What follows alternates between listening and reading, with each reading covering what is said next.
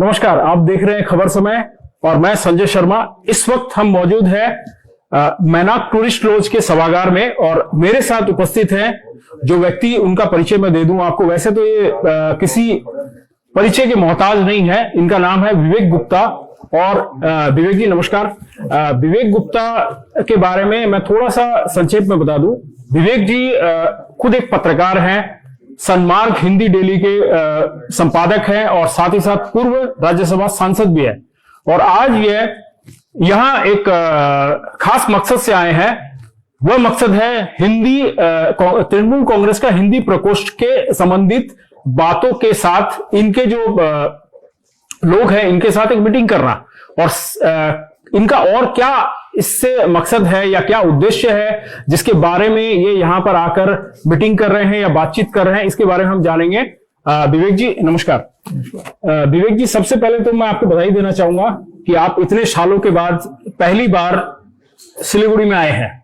मुझे जहां तक याद है कि लगभग 5 वर्षों के अंतराल में पहली बार आप आए हैं। नहीं, आपकी जानकारी गलत है। मैं इस साल आया था जनवरी में और मैं साल में 3-4 बार आता रहता हूँ सिलीगुड़ी। नहीं, पब्लिक मीटिंग के तौर पे आप पहली बार आए। पब्लिक तो देखिए, जहाँ पब्लिक का प्रेम है, पब्लिक बुलाएगी तो पब्लिक में जाते हैं। नहीं तो यहाँ मारवाड़ी समाज है, बिहारी समाज है। और इनफैक्ट 2019 में तो मैं 2 दिन यहाँ था, 2 या 3 दिन यहाँ था, क्योंकि मैं कैंपेनिंग भी कर रहा था। यहाँ एक बहुत फेमस मंदिर है, वहां भी मैंने सभा की थी। उत्तर बंग मारवाड़ी भवन है, वहां मैंने कैंपेनिंग की थी। मैं आता रहता हूँ। सब मुझे यहाँ से बहुत प्रेम और यहाँ के लोगों को मुझसे बहुत प्रेम है। तो यही प्रेम कहीं ना कहीं विवेक जी आपको यहाँ तक लेकर आया है अपने हिंदी प्रकोष्ठ के माध्यम से। तो अब क्या आशाएं हैं आपको इस हिंदी प्रकोष्ठ से? खासकर जब अगर मैं बात करूं पूरे बंगाल में अगर प्रतिशत के तौर पर देखा जाए तो 7 से 8 या 9% के आसपास हिंदी भाषी हैं। हिंदी भाषा भाषी 10% से ज्यादा है। 11 करोड़ की जनता मानी जाती है पश्चिम बंगाल की, उसमें 1.25 करोड़ हिंदी भाषा भाषी हैं। और इसमें करीब 65 लाख वोटर है, जो कि हमारे 6 करोड़ वोटर। तो ये अब 10% से ये संख्या थोड़ी ज्यादा हो गई है, बढ़ गई है। और संख्या में नहीं है, मगर ये एक ऐसी ग्रुप है, ऐसा ग्रुप है जो यहाँ पे सिर्फ भाषा के रूप में अगर मगर कर्म मन धन सबसे बंगाली, मगर भाषा के रूप में हम लोग बांग्ला भी बोल लेते हैं, मगर हमारी मातृभाषा बांग्ला नहीं है। तो खाली भाषा अलग है, इसलिए हमारी एक पहचान अलग बनी हुई है। अदरवाइज हम लोग हर मामले में बंगाली, मगर कहीं ना कहीं ऐतिहासिक तौर में हम लोगों के साथ वो सम्मान नहीं हुआ, वो भाव नहीं हुआ जो होना चाहिए था। कब से नहीं हुआ ये सम्मान? आपको क्या लगता है? ये सीपीएम और उसके पहले के वो है। दीदी ने आने के बाद तो बहुत काम किया। दीदी ने आने के बाद ये जो गैप था उसको बहुत कम किया। चाहे हिंदी मीडियम स्कूल्स हो, हिंदी मीडियम कॉलेजेस हो, हिंदी यूनिवर्सिटी हो, हिंदी में क्वेश्चन पेपर हो 10 और 12 के लिए, कॉलेज लेवल पर आंसर स्क्रिप्ट लिखने वाला बात हो। और भारत का दूसरा हिंदी महाविश्वविद्यालय जो है कलकत्ता के पास हावड़ा में बनने जा रहा है। ये मोदी जी 6 साल में नहीं कर पाए और बाकी स्टेट्स नहीं कर पाए, वह दीदी ने कर दिखाया। और आपको जान के बहुत खुशी होगी कि कल ही वहां के जो वाइस चांसलर है उनकी नियुक्ति हो गई है। और वाइस चांसलर की नियुक्ति का अर्थ आप समझते हैं कि अब कॉलेज की गतिविधि और यूनिवर्सिटी की गतिविधि जो है बहुत तेजी से आएगी। तो यह तो भी यूनिवर्सिटी से रिलेटेड बातें, जो कि महानगर की बात हुई।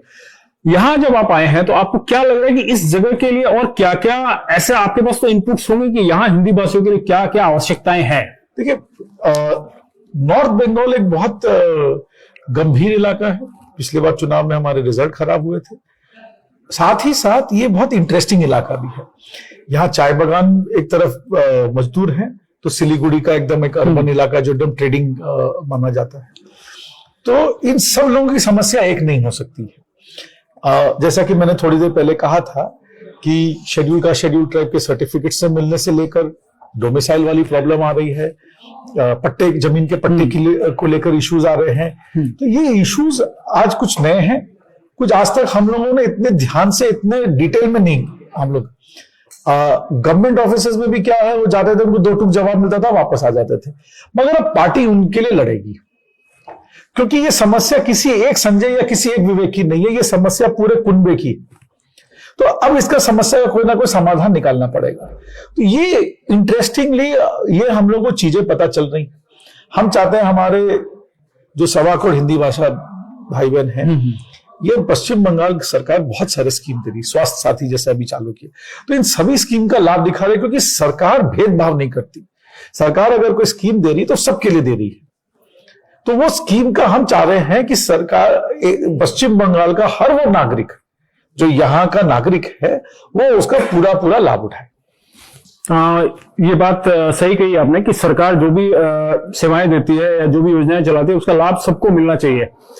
स्पष्ट रूप से अगर एक बात करें हिंदी भाषियों को लेकर जब भी बातें होती है, किसी भी विशेष समुदाय को लेकर बातें होती है, तो इलेक्शन के समय में क्यों होती है? ये लोगों का कहना है कि इलेक्शन के टाइम पे क्यों होती है, उससे पहले क्यों नहीं होती? नहीं, देखिए क्या है, इलेक्शन भारतवर्ष में आते जाते रहेंगे। हर गतिविधि को अगर आप इलेक्शन से जोड़ेंगे तो हर समय कुछ ना कुछ ऐसा गतिविधि होगा जिसको आप किसी ना किसी इलेक्शन से जोड़ सकते हैं। मान लीजिए आज ये इलेक्शन खत्म होगा, फिर कॉर्पोरेशन चुनाव होंगे, देखते ही देखते कुछ पंचायत इलेक्शन आ जाएंगे, देखते ही देखते फिर लोकसभा चुनाव आ जाएंगे। पार्टी का काम चलता रहता है। 2019 में पार्टी ने एनालिसिस किया और लगा कि ये एक बहुत बड़ा समुदाय है, एक बहुत बड़ा ग्रुप है, जिसकी आवाज सुनने का एक फॉर्मल मैकेनिज्म होना पार्टी में बहुत जरूरी है। एक फ्रंटल ऑर्गेनाइजेशन इसी के लिए लॉन्च किया। इसके पहले ऐसा नहीं था कि काम नहीं हो रहा था या बातचीत नहीं हो रही थी या लोग नहीं सुन रहे थे। हमारे यहाँ बहुत सारे हिंदी भाषाभाषी नेता हैं। मैं राज्यसभा में भेजा गया था 2012 में, तो पार्टी सुनती है, बात कर रही है, वो कर रही है। हमारे जो बंगाली नेता भी हैं वो भी हम लोगों को बहुत स्नेह और प्रेम से देखते हैं। उनके लिए हम लोग दो आंख के बराबर है, कोई अलग नहीं है एक दूसरे से, शरीर का टुकड़ा है। मगर फॉर्मल रूप से अगर आप कहेंगे तो इसका गठन हम लोगों ने बहुत सोच विचार के किया। पैंडेमिक और लॉकडाउन के कारण बहुत सारी चीजों को प्रायोरिटी में हम लोग नहीं ले पाए थे। फिर अब उसको जैसे जैसे चीजें ईज आउट होती गई हम लोगों ने प्रायोरिटी में लिया और काम किया। सिलीगुड़ी आने में थोड़ी देर जरूर हुई, क्योंकि यहाँ 2-3 बार हमको प्रोग्राम पोस्टपोन करना पड़ा, क्योंकि यहाँ पे जो हमारे आज लोग ज्वाइन कर रहे थे या जो वो रहे थे, कहीं सबसे कोऑर्डिनेशन करना जरूरी था। मैं 24 डिस्ट्रिक्ट कवर कर रहा हूँ पूरे बंगाल में, तो उसमें थोड़ा थोड़ा समय लग रहा है। बट आज मैं बहुत खुश हूं कि आज मेरी पूरी टीम यहाँ पर है और अब ये लोग आगे जाके 1 और 1 11 की तरह तेजी से फैलेंगे। कितने लोग अभी आपके अंडर में काम कर रहे हैं इस संगठन, इस प्रकोष्ठ को चलाने? मेरे अंडर में कोई भी नहीं काम कर रहा है, सब मेरे भाई हैं, सब मेरे कोलीग्स हैं। हमारे पार्टी में एक लीडर है ममता बनर्जी और हम लोग सब उनके नीचे वर्कर हैं। आप काफी अच्छे जवाब दे रहे हैं और क्योंकि आप खुद एक पत्रकार हैं तो बातों में उलझना थोड़ा मुश्किल है आपको उलझाना। लेकिन मैं एक स्पष्ट तौर से एक चीज और जानना चाहूंगा कि सिलीगुड़ी कलकत्ता के बाद एक जो शहर है वो है सिलीगुड़ी, जो काफी हाईलाइटेड है और चाहे वो राजनीतिक तौर पे जाना जाए, देखा जाए या फिर इकोनॉमी के हिसाब से देखा जाए, सभी तौर पर अगर आप देखें तो विकास की गति में सिलीगुड़ी काफी आगे है और इसमें योगदान कहीं ना कहीं हिंदी भाषियों का बहुत ज्यादा है, जिस तरह कलकत्ता में है। तो यहाँ के जो व्यवसायी वर्ग है या जो हिंदी भाषी के अपर वर्ग है, उनके साथ भी आपकी कुछ बैठके या कुछ इस तरह की उनकी समस्याओं को सुनने का है? मैं हर तरह के ग्रुप से मिल रहा हूं। आज एक दिन के लिए आया हूं, कल मैं मालदा, रायगंज और बालूरघाट उस सब इलाके में जा रहा हूं। और संजय भाई को हमने कहा है कि जब जब जैसे जैसे प्रोग्राम बनता जाए आप बताते जाइएगा, मैं आता रहूंगा। जिन वर्ग की आप बात कर रहे हैं मैं उनसे कांस्टेंट टच पे, फोन पर और दूसरे तरीके, वो लोग कलकत्ता आते तो भी मिलता हूं, मैं यहाँ आता तो उनसे मिलता हूं। आज सुबह भी मैंने कुछ मीटिंगें की हैं। तो ये बातचीत का सिलसिला हमेशा जारी रहेगा, बातचीत होती रहेगी। कुछ चीजें उनको हम लोग समझा नहीं पाते ठीक से, मैं आता हूं तो मैं ठीक से समझा पाता हूं, शायद बाकी लोगों को उतनी जानकारी नहीं होती है। जैसा कि मैंने आज ही किसी ने कहा मुझे, एक हमारे सज्जन ने कहा कि यहां से पलायन हो रहा है, ब्रेन ड्रेन हो रहा है। तो हमने बोला अच्छा कहाँ जा रहे हैं ब्रेन ड्रेन? बोला नहीं हमारे बच्चे बाहर जा रहे हैं। तो बोले कहाँ जा रहे हैं? बोला इंडिया के बाहर जा रहे हैं, दिल्ली, मुंबई, बेंगलोर जा रहे हैं। तो मैंने कहा उनको कि भाई आपने बच्चों से समझा कि वो क्यों जा रहे हैं, चाह रहे हैं? तो वो थोड़ा आश्चर्यचकित हो गए। हम बोले भाई वो 4 साल कॉलेज लाइफ एंजॉय करना चाहते हैं, अपने माँ बाप अपने घर से दूर, क्योंकि कॉलेज लाइफ का एक अपना अंग होता है, एक अलग वो होता है। अगर वो घर में रहेंगे तो आप पूछेंगे भाई टाइम पे खाना खाया, टाइम पे सोया नहीं सोया। तो क्या आपने इन सब पहलुओं के बारे में सोचा कि वो इसलिए भी बाहर जा रहा है? क्योंकि अगर वो लॉ पढ़ने जा रहा है बैंगलोर नेशनल लॉ स्कूल में, तो उससे ही टक्कर के या उससे ही, और माधव मेनन जो जिसने NLSIU की स्थापना की थी, उन्होंने ही वेस्ट कलकत्ता में national university of judicial science NUJS की स्थापना की थी, जो कि आज के दिन NLSIU की टक्कर के या उससे बेटर इंस्टीट्यूट माना जाता है। मतलब एक उदाहरण के रूप में बताया, IIT हमारे यहां भी है, IIT दिल्ली में भी है। कौन से IIT में आपका एडमिशन हो रहा है ये हमारे हाथ में नहीं है। तो ये है कई चीज की, ये आप मुझे ये बताइए कि अगर बच्चों के लिए यहाँ पर एडिक्वेट कॉलेज नहीं है या इंस्टीट्यूट नहीं है, ये काम सरकार कर सकती है। पर अगर आपके बच्चे डिसाइड कर ले बाहर जाने के लिए, ये काम में सरकार शायद मदद नहीं कर सकती। इस माइंडसेट में सरकार मदद नहीं कर सकती, ये बात अब सही कह रहे हैं। ये कहना चाह रहा हूं कि जो वाद विवाद नहीं है, वार्तालाप हो रहा है। चाय बागान के लिए भी कुछ सोचा है आप लोगों ने? चाय बागान के लिए तो भाई दीदी हमेशा कार्यरत रहती, जब यहाँ आती है उनके मजदूरों के साथ मिलना जुलना, मीटिंग करना। हमारा उद्देश्य बड़ा क्लियर है, कोई भी चाय बागान अगर बंद है तो हम लोग पूरी कोशिश कर रहे कि वो खुले बंद हो, या तो अगर भाई मालिक लोग नहीं चला पा रहे हैं तो उसके लिए हम लोग खोज रहे हैं, अमित दा की टीम खोज रही कि कोई अल्टरनेट आदमी आए, उसको ले और चलाए, ताकि मजदूरों को काम मिले, नौकरी मिले, घर मिले। चाय बागान में जो मजदूर हैं उनको ये जो घरे द्वारे हमने कैंपेन चालू किया, ये उनके यहाँ घरों में जाए, उनको भी वो सारे बेनिफिट मिले, भले उनको चाय बागान में वो बेनिफिट मिल रहे हो चाहे नहीं मिल रहे हो। उसके अलावा ये चाय बागान में इनकी जीवन को और कैसे बेहतर बनाया जा सकता है, और ये जो हमारा दार्जिलिंग का चाय है जिसका पूरे विश्व में ख्याति है, इसको और कैसे हम लोग इंपैक्ट बना सकते हैं, इसको और कैसे बेटर बनाया जा सकता है, इसके लिए भी गवर्नमेंट काम कर रही है। जहां तक पार्टी का सवाल है, चाय बागान के मजदूरों के साथ हम लोग रेगुलर टच में हैं, उनको हर सुविधाएं मुहैया कराई जा रही हैं। जहां जहां कमी है, मैं कभी भी ये नहीं कहूंगा कि 10 साल में दीदी ने बंगाल की सब समस्याओं को समाप्त कर दिया, ऐसा एकदम कदापि नहीं है।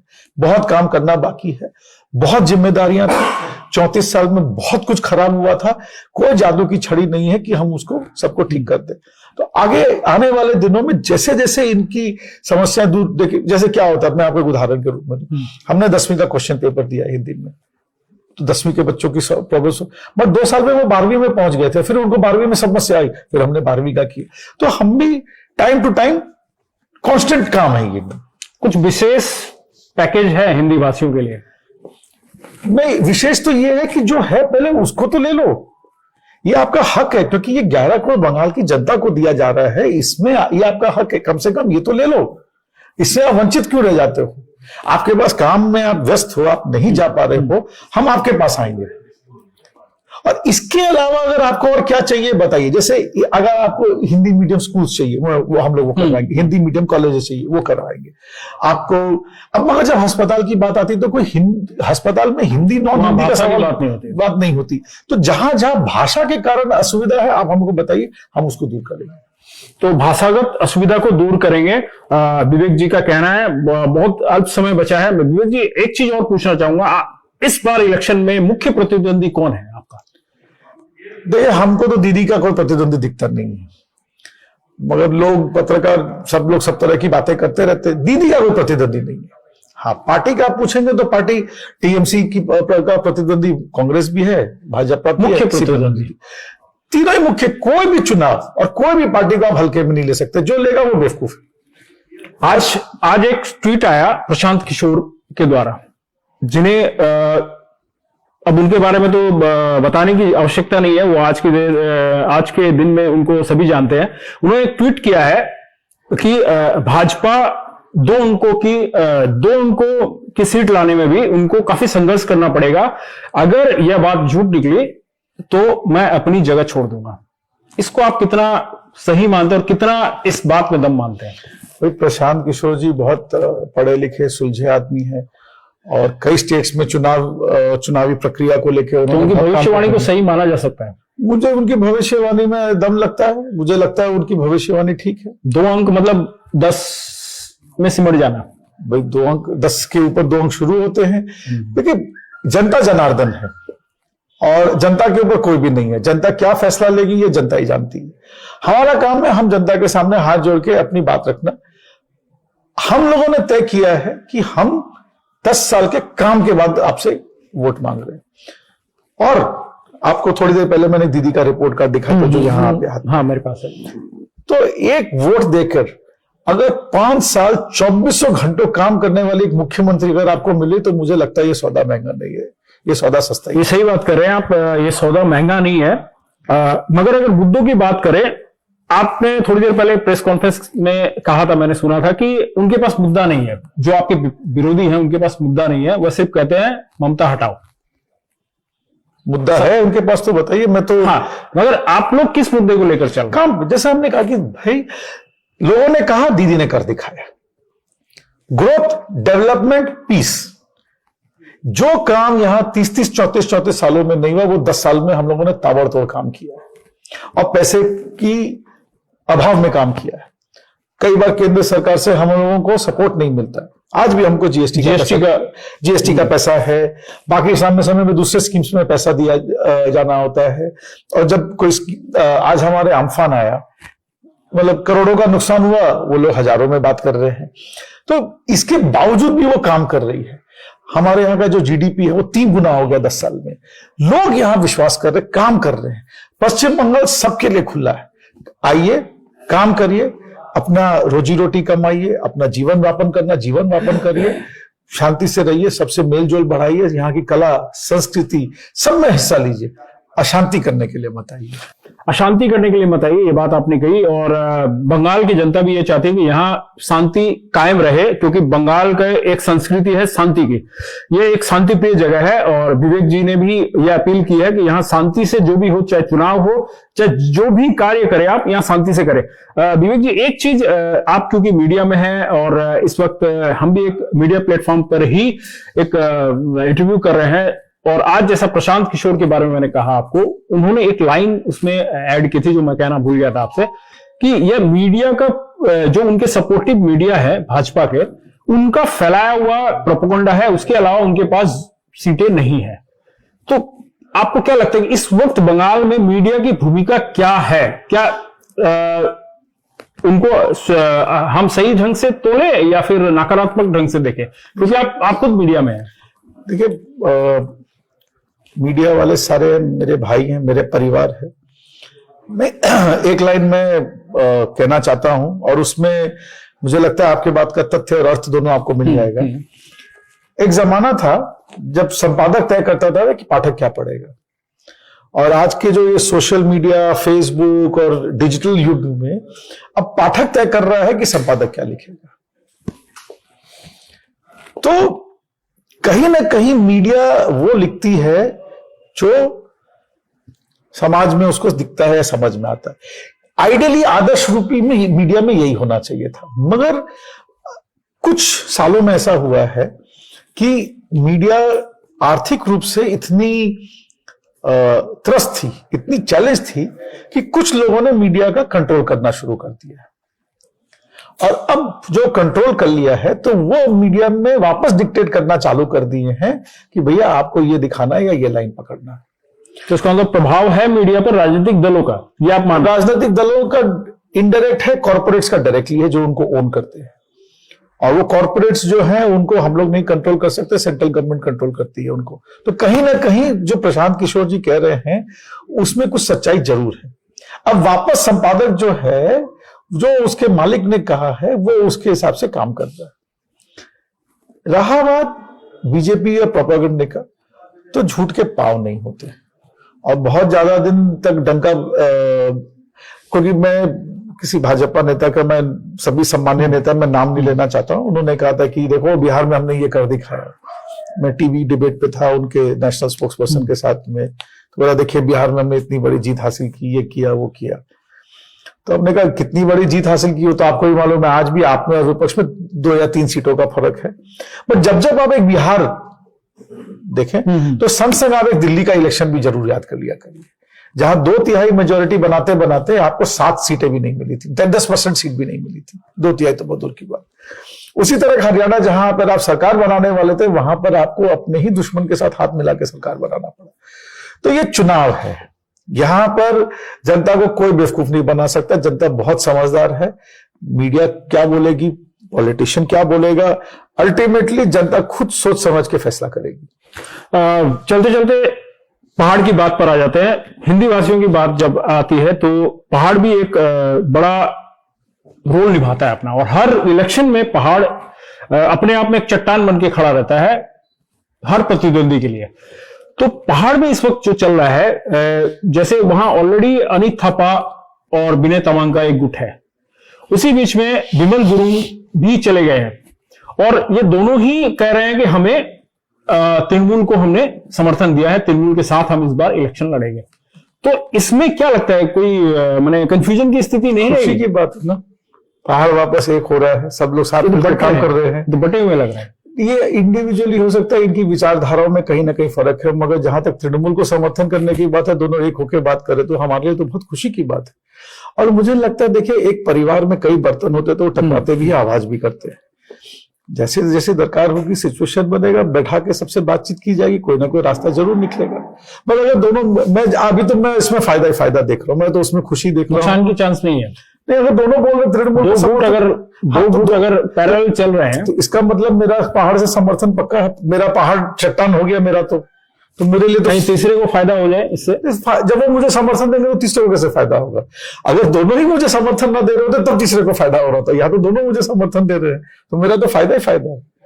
और मुझे जहां तक विमल भाई का है, सीनियर नेता, बड़े नेता है, जनप्रिय नेता है, कुछ भी बोले उनके बारे में, उनकी लोकप्रियता है और उनके लोगों में एक अपील है, एक मास बी से वो है। वो बीजेपी को सपोर्ट कर रहे थे, वापस आए, कुछ तो उनको भी समझ में आया होगा, कुछ तो उनको भी दिखा होगा, कुछ तो उन्होंने भी महसूस किया होगा, जो उन्होंने बीजेपी का दामन छोड़ा और वापस तृणमूल का दामन छोड़ा। बाकी क्या उनको दिखा नहीं है, ये तो मैं आपको और आपके पाठकों नहीं, ये तो सही बात है। आपने, मेरा कहने का सारांश कुछ और था, मैं शायद आपको समझा नहीं पाया। मेरे कहने का मतलब यह था कि ये दोनों आपस में लड़ रहे हैं, एक दूसरे के बारे में बयानबाजी कर रहे हैं, इसकी वजह से किसी तीसरे को बेनिफिट होता तो कहीं नजर नहीं आ रहा है। मैं दोनों ये कहेंगे कि तृणमूल को वोट दो तो तीसरे को तो बेनिफिट हो नहीं सकता। जहां तक लड़ाई की सवाल है, देखिए, दार्जिलिंग पहाड़ दोनों ग्रुप है। आज जब सुभाष गिसिंग जी थे तो उसी समय विमल गुरुंग उठ के ऊपर आए थे ना, तो ये तो देखिए राजनीति में होता रहता है, नेता पुराने भी होते हैं, बूढ़े भी होते हैं, मरते भी हैं, नए नेता पैदा भी होते हैं, दोनों में प्रतिद्वंदी भी होता है। विमल भाई भी अच्छे नेता है, विनय तमांग भी अच्छा नेता है, दोनों वो कर रहे हैं। और मुझे लगता है कहीं ना कहीं सुबुद्धि आएगी और सब मिल बैठ के बात करेंगे और बातचीत से कोई रास्ता, कोई वर्किंग अरेंजमेंट कोई ऐसा निकलेगा कि सब गिले शिकवे दूर हो जाएंगे। बहुत अच्छी बात। और विवेक जी, अब हमारा लगभग समय समाप्त की तरफ है। मैं चाहूंगा कि आप खबर समय के दर्शकों को, जो कि आपको देख रहे हैं, उन्हें अगर आप हिंदी भाषी प्रकोष्ठ की ओर से कोई अपील करना चाहते हैं तो आप कर सकते हैं। मेरी सिर्फ 2 अपील है हिंदी भाषाभाषी समाज को, कि एक, ये जितने भी गवर्नमेंट स्कीम्स हैं इनका जरूर लाभ उठाएं, इनका पूरा फायदा उठाएं, इसमें एनरोल करें अपने परिवार को, अपने परिजनों को, अपने दोस्त को, मित्रों को, यारों को, सबको, ताकि ज्यादा से ज्यादा लोग इसका फायदा उठा सके। दूसरा, घर के मुखिया से अगर हम अपनी बात खुले मन से न कर सके तो लानत है। इसीलिए यह प्रकोष्ठ है कि आपको जो भी शिकायत हो, तृणमूल से हो, पश्चिम बंगाल सरकार से हो, खुले मन से इस मंच पर आइए, बात करिए, हमें बताइए। कुछ समस्या हो सकता है हम सॉल्व कर पाए, कुछ समस्या हो सकता है हम नहीं सॉल्व कर पाए। जो नहीं सॉल्व कर पाएंगे उनके लिए जो भी है बैठेंगे, माथा लगाएंगे, या तो आपको कन्विंस करेंगे या हम आपसे कन्विंस हो जाएंगे। बट बातचीत का जरिया जारी रहना चाहिए, काम का जरिया जारी रहना चाहिए। काम करके ये पार्टी वोट मांग रही है और मुझे लगता है कि ये खरा सोना है 24 कैरेट का, जिसने जो ट्राइड एंड टेस्टेड है। 2 बार आपने इसको टेस्ट किया, दोनों बार एकदम 24 कैरेट खरा सोना की तरह उतरा है। इस बार भी करिए तो ये आपको इस बार डायमंड ही मिलेगा, आपको पीतल का पानी नहीं मिलेगा। तो विवेक जी का कहना है कि आपको डायमंड ही मिलेगा, पीतल का पानी नहीं मिलेगा। आपने इतनी देर विवेक जी की बातों को सुना, हमने इनसे जो प्रश्न किए वह भी आपने देखे। अब इन बातों पर आप कहां तक सहमत होते हैं या कहां तक अपनी सहमति व्यक्त कर पाते हैं, यह तो आपके ऊपर ही है। आप हमारे कार्यक्रमों को यूं ही देखते रहिए और शेयर कीजिए। देखते रहिए हर समय खबर समय। नमस्कार।